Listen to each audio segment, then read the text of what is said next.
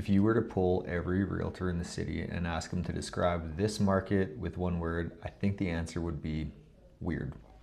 So the stats are in for May of 2026 for the greater Edmonton area, and they're not bad, they're just weird.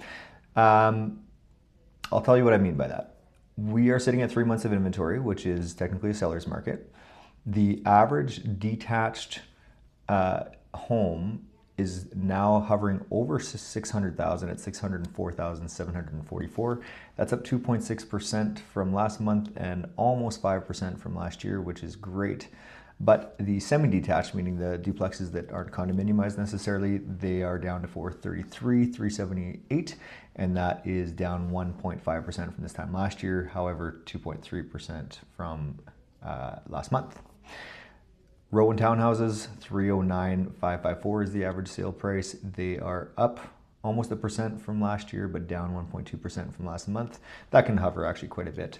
The apartment condos, unfortunately, we're at $206,282 for an average sale price, and that is down 8.7% from last month and 3.7% from last year. So record number of sales over 900,000 each month for the entire year, but lowest number of sales altogether in 5 years. And so what that tells me, the average sale price, because those 900 plus homes are selling very, very well, and it's actually the lower price properties that aren't selling as well, that's bringing the average up. And generally they're going to be detached homes. There's not a lot of condos selling in that price range, nor duplexes or row houses.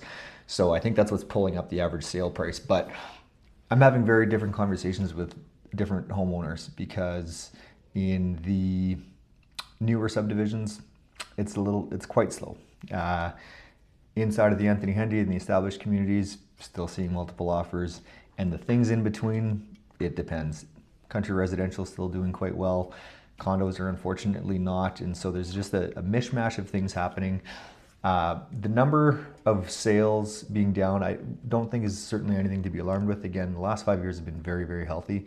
And I think what we're heading into is likely just a good balanced market, maybe even still technically a seller's market. The multiple offers that we do see, while there are still some outrageous ones where the sale price will go significantly higher, generally isn't happening as much. Buyers are a little bit more timid now. So while there's definitely still a demand, it is not quite as robust as it has been in the recent past. Probably a good thing, but to be determined how this all shakes out. Again, I am going to predict that we're going to have a good balanced market for the rest of the year, and hopefully our condos start to kick back up a little bit. So have a great month.